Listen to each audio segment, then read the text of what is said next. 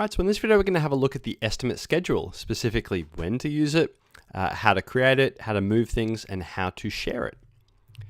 So into my account over here, the tab I'm talking about is this schedule tab in the estimate section. So as a note, there is a schedule tab in the job section once you create it as well. This is just for the estimate version, and they serve different purposes, and this kind of covers into when to use it.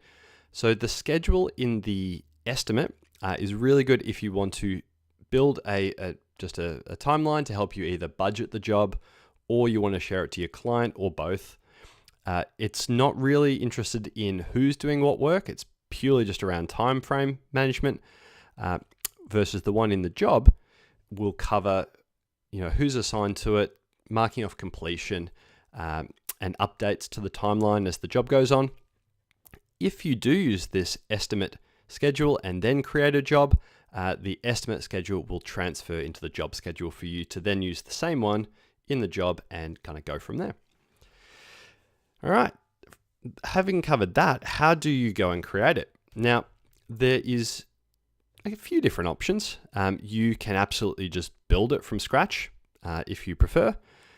You can use the T for time button. Where are we? Back in the estimate costings. So let's just use that one.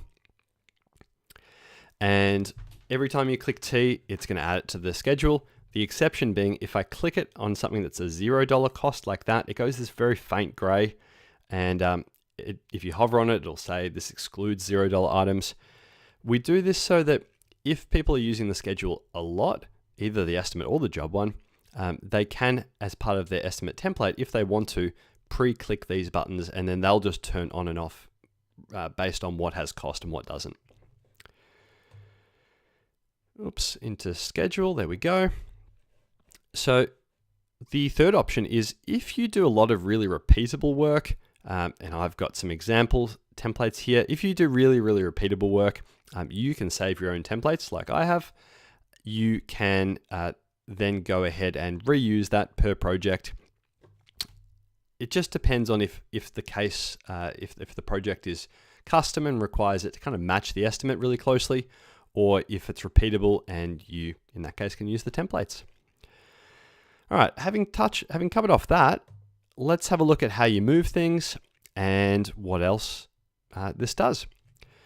So point number one here is I find very commonly people don't realize they're collapsed when they get here, so you can open and close them individually. Personally, I just click this every time and just open the whole lot. You can absolutely add categories, add items to those categories as you need to, so feel free to add beyond what's already starting here. You can grab the items, like let's go grab that one, wall oven allowance, and it'll move. Note that as I grab and move it, this appliances one stretches out because I refer to this as parent and child. This is the parent category, and it's just showing kind of where everything lies within that as far as the child or subtasks. This, if I drag it over to there, this will continue to happen, and this, if we're going to export it later, provides a really good summary of categories without needing to give too much detail. Beautiful. You can put your mouse on the edges and stretch them out.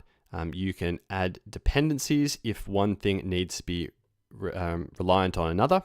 So I did that a little quick. I'll just get rid of that by double clicking the line and clicking delete. So I'm just dragging from the end dot here onto the start dot. You can also do start dot to start dot. Just depends how you want to link it.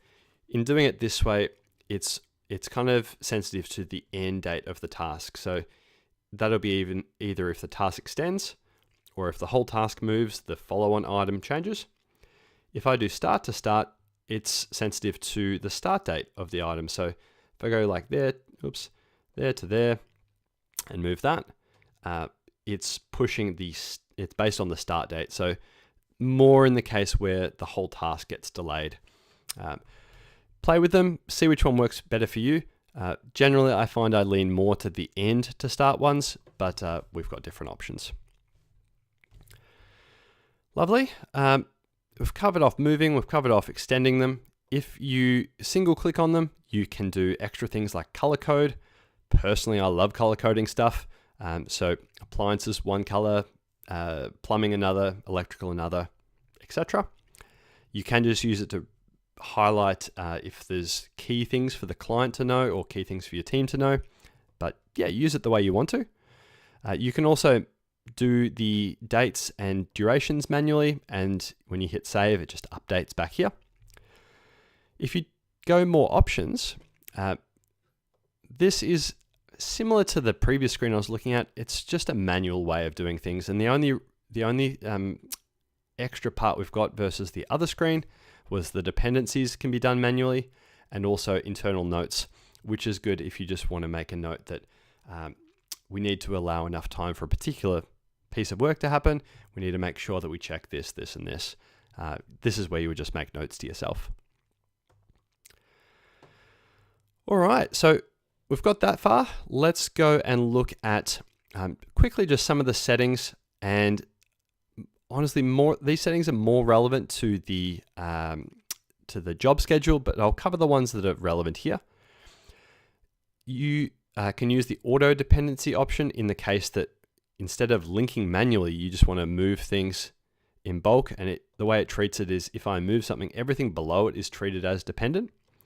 I use that mainly for setup and in the job schedule if there's big delays on site. You can toggle on whether the gray bars here show, which is the weekend and non-working days. And again, this is relevant to both the estimate and the job schedule.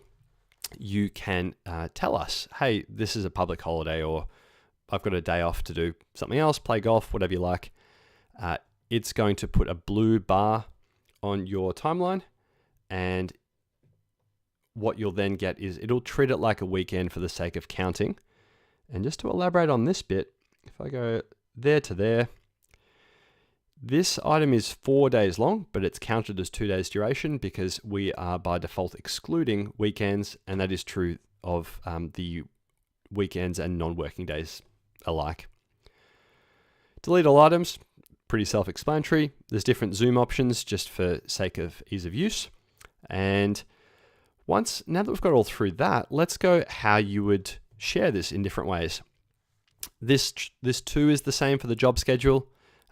We can share as a task list, which is literally just the left-hand side. And you can always choose the format, Excel, PDF, Word.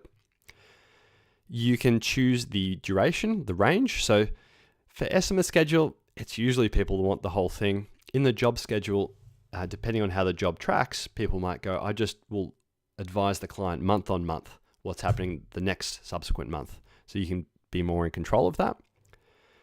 So task list, if I download that, let's put this into my build exact folder. Perfect. Let's go open that up. That looks like this. Nice and simple. If I go and do the Gantt chart to PDF, and noting you can email it as well as download, I'm just downloading in this case. Let's save that. Perfect, save.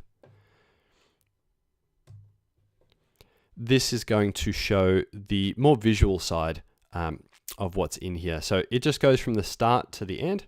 There's no buffering either side.